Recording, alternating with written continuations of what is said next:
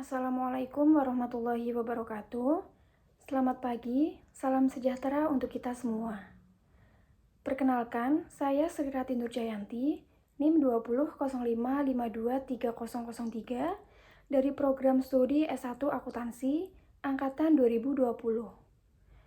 Pada kesempatan ini, saya akan menyampaikan hasil penelitian skripsi saya yang berjudul Pengaruh Audit Tenur, Rotasi Audit, Komite Audit dan Ukuran Perusahaan terhadap kualitas audit pada perusahaan sektor transportasi yang terdaftar di Bursa Efek Indonesia tahun 2019 sampai 2022.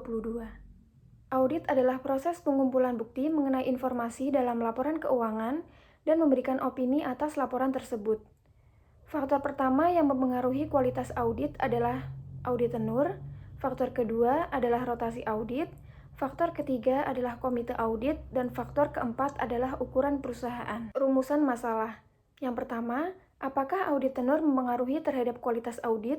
Kedua, apakah rotasi audit mempengaruhi terhadap kualitas audit? Ketiga, apakah komite audit mempengaruhi terhadap kualitas audit? Dan yang keempat, apakah ukuran perusahaan mempengaruhi terhadap kualitas audit? Tujuan penelitian. Yang pertama, untuk menganalisis apakah audit tenur terhadap kualitas audit. Kedua, untuk menganalisis pengaruh rotasi audit terhadap kualitas audit. Ketiga, untuk menganalisis pengaruh komite audit terhadap kualitas audit. Dan yang keempat, untuk menganalisis pengaruh ukuran perusahaan terhadap kualitas audit. Teori keagenan atau agensi teori diperkenalkan oleh Johnson dan McLean tahun 1976, menjelaskan hubungan di mana satu pihak prinsipal mengontrak pihak lain atau agen untuk memberikan layanan dan membuat keputusan. Kualitas audit. Menurut Arisinta tahun 2013 mendefinisikan kualitas audit sebagai kemungkinan bahwa seorang auditor menjalankan kegiatan audit sesuai dengan pedoman dan standar serta kode etik yang berlaku. Selanjutnya, audit tenur. Audit tenur adalah periode auditor bekerja dalam klien tertentu. Rotasi audit. Aturan pemerintah tentang rotasi kantor akuntan publik atau KAP memiliki dampak positif bagi klien. Selanjutnya, komite audit.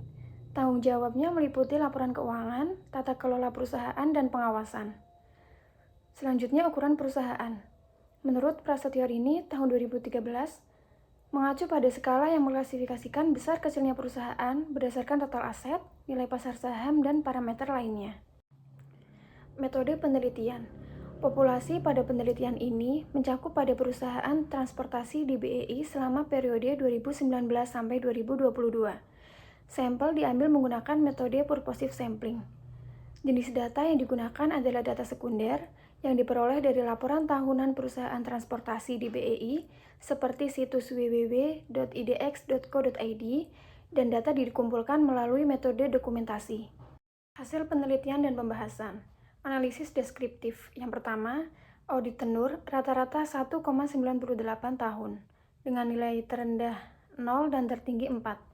Kedua, rotasi audit rata-rata 0,0947, variabel dummy 1 untuk rotasi dan 0 untuk tidak. Ketiga, komite audit rata-rata 3,14 anggota dengan nilai terendah 2 dan tertinggi 4. Keempat, ukuran perusahaan rata-rata 26,74, logaritma natural total aset dengan nilai terendah 24,60 dan tertinggi 29,64. Yang kelima, kualitas audit rata-rata 0,6526, variabel dummy 1 untuk wajar tanpa pengecualian dan 0 untuk selain wajar tanpa pengecualian. Persamaan regresi politik. Yang pertama, nilai konstanta sebesar min 20,075, artinya apabila semua variabel bebas dianggap konstan atau tetap, maka kualitas audit pada perusahaan mengalami penurunan sebesar 20,075%. Kedua, koefisien regresi audit tenur sebesar 0,152. Ketiga, koefisien regresi rotasi audit sebesar min 0,177. Keempat, koefisien regresi komite audit sebesar 0,744. Kelima, koefisien regresi ukuran perusahaan sebesar 0,681. Menilai kelayakan model regresi atau goodness of fit.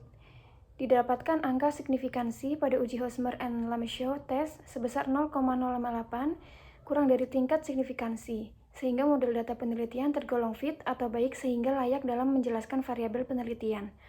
Koefisien determinasi Angka koefisien determinasi pada pengujian Cox and Snell R-square sebesar 0,144 dan Nagelkerke R-square adalah 0,199, yang berarti variabilitas variabel dependen yang dapat dijelaskan oleh variabilitas variabel independen sebesar 19,9%.